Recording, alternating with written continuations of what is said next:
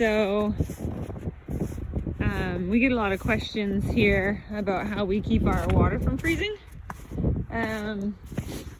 We do the water heaters in our water buckets, but we also have a underground water supply, and so our water runs underground the whole way, obviously, in these frost-free hydrants. And we have this kind of a hose setup, and it works really good. Actually, this carton is awesome. We picked it up at one of our local big box stores, and we use these rubber hoses. They bend really easily. See? They bend pretty easily, so they don't break, right? You can kink them and they don't break.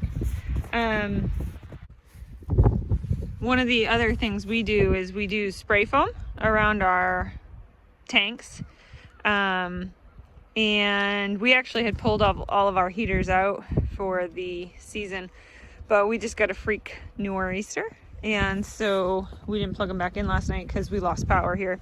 But we just use these stock tank heaters, and that's the cover for it.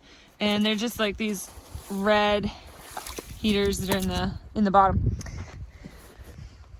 and we plug them all into a GFI up here, so everything is safe, and we don't have to worry about getting zapped.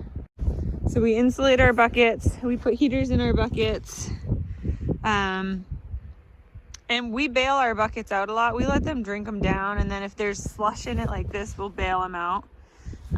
Some of the other things that we do is we have a miniature horse on our property, and you can see we use a lot of electrical fencing, but the mini, she gets cow panels because she likes to be a free range mini.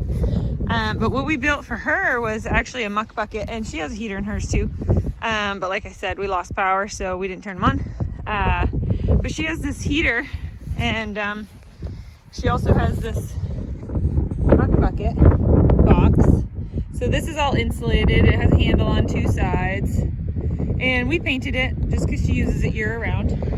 And this is just one of those plastic muck buckets. You can get it at your local hardware store or feed store, and it works perfectly. They're cheap, so if they ever did freeze, we could just swap them out pretty easily.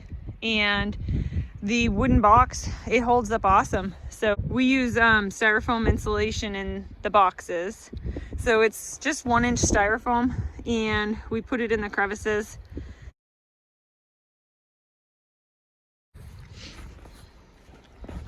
So we like to use spray foam insulation on all of our stock tanks. And the horses will chew that up, actually, if it's just sitting there, so that's not so good. They don't really chew it and swallow it, they just chew it and pick it apart because they get bored. But what we do is we paint it black to help with the sun. If it's not painted, it's gonna wear out really quick, so it's best if you can paint it.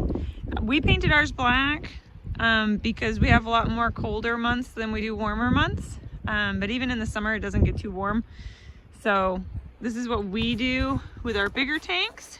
It works really well. We insulate them on all the sides except for obviously the top that's getting filled.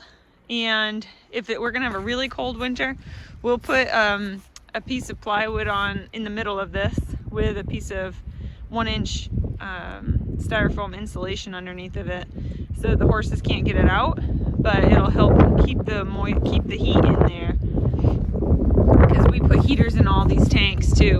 So this tank right here will stay, this is for 4 to 5 horses, and we have to fill it every 3 days in the wintertime. So the heaters do a great job, and the insulation really helps with the electric bill.